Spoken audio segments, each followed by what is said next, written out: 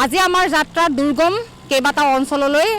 যিটো বানৰ কবলত পৰিছে যোৰহাটৰ হলমৰা এলেংমৰা মজিয়া ভেটিৰ লগতে ভিন্ন প্ৰান্তত বৰ্তমানেও বানাক্ৰান্তসকল আছে কোনো যদি আশ্ৰয় শিবিৰত আছে কোনোৱে আকৌ ওখ ঠাইতেই জিৰণি ল'ব লগা হৈছে ৰাজপথত আৰু জিলা আয়ুক্তগৰাকীয়ে এটা কথা কৈছিল যে তেখেতে যিসমূহ অঞ্চলত ৰাইজৰ কিছু সুবিধা পাবলৈ বাকী আছে টিউপালকে ধৰি আন সামগ্ৰী বাকী আছে সেইসমূহ অঞ্চলত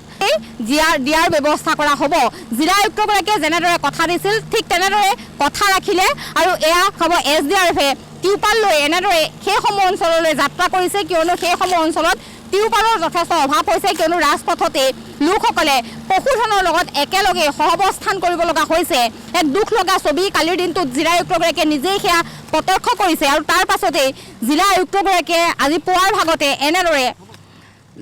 টিউপাল সহিতে SDRFক সেই স্থানলৈ প্ৰেৰণ কৰিছে মই কিছু কথা পাতিম চিভিল ডিফেন্সৰ যোৰহাটৰ যিগৰাকী মুৰব্বী তেখেত মোৰ লগত উপস্থিত আছে বৰ্তমান দেওবাৰে নিশাৰ পৰা তেখেতে জিলাখনৰ ভিন্ন প্ৰান্তত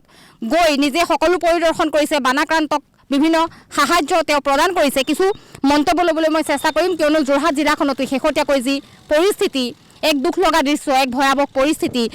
এই কেইটা অঞ্চলৰ ৰাইজে বানৰ সৈতে কেনেদৰে মোকাবিলা কৰিব লাগে সেয়া তেওঁলোকে নাজানে আৰু জিলা আয়ুক্তগৰাকীৰ নিৰ্দেশত আজি এনেদৰে টিউপাল লৈ সেইসমূহ অঞ্চলৰ ৰাইজৰ সুবিধাৰ্থে আপোনালোক যাত্ৰা কৰিছে হয় প্ৰিয়ংকা মানে দেখিয়ে আছে গোটেইখন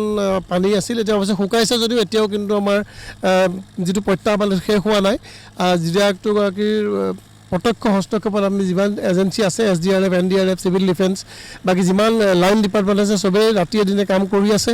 এতিয়া যোৱাকালি ডিচি ছাৰ নিজে এইটো অঞ্চললৈ আহিছিলে তাত দেখিছিলে ত্ৰিপালৰ অভাৱ আছিলে গতিকে আমি এতিয়া ইতিমধ্যে মই 35খন ত্ৰিপাল লৈ আহি আছোঁ আপোনালোকে দেখিছে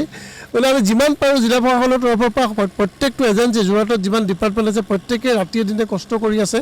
যাতে যিমান পাৰোঁ আমি বানাক্ৰান্ত ৰাইজক সহায় কৰিব পাৰোঁ বানাক্ৰান্ত ৰাইজৰ যাতে কষ্ট আমি লাঘৱ কৰাৰ চেষ্টা কৰিব পাৰোঁ আৰু কিছুদিন আৰু লাগিব পানীখিনি বহাৰ পিছত আকৌ আমাৰ নতুন চেলেঞ্জ কিছুমান আহিবলগীয়া আছে যিটো পোষ্ট ফ্লাড এফেক্ট বুলি কোৱা হয় বেমাৰ আজাৰৰ কথা কিছুমান থাকিব পানী শুকোৱাৰ লগে লগে সেইবিলাকো আহিব তাৰ লগতো আমি মোকাবিলা কৰিব লাগিব মই ভাবিছোঁ আমি মোটামুটি সকলোৰে সন্মিলিত প্ৰচেষ্টাত ভাল ধৰণে আমি এই দুৰ্যোগটো পাৰ কৰি নিব পাৰিম হয় বানৰ পাছত আন এক আকৌ দুৰ্যোগ আহিব কিয়নো সেই যিসমূহ ঘৰ বৰ্তমানেও বানপানীৰ কবলত আছে কোনোটো এককাল কোনোটো একাঠু পৰ্যন্ত বৰ্তমানেও পানী আছে সেই পাছৰ যিটো পৰ্যায় সেই পৰ্যায়ৰ বাবেও কেনেধৰণে আচলতে জিলা প্ৰশাসন যুঁজিব তাৰ বাবেও জিলা প্ৰশাসন সম্পূৰ্ণৰূপে সাজু হৈছে আৰু যোৰহাট জিলাৰ প্ৰতিটো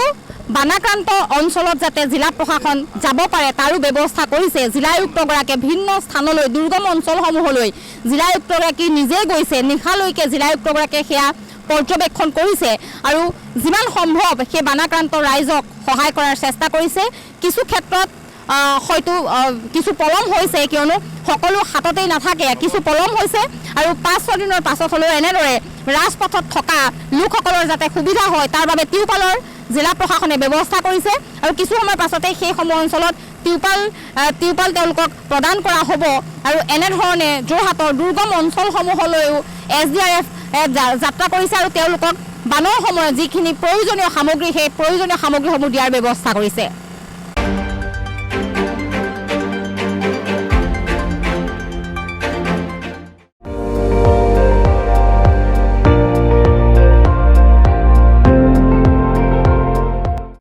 আপুনি চাই আছে ND24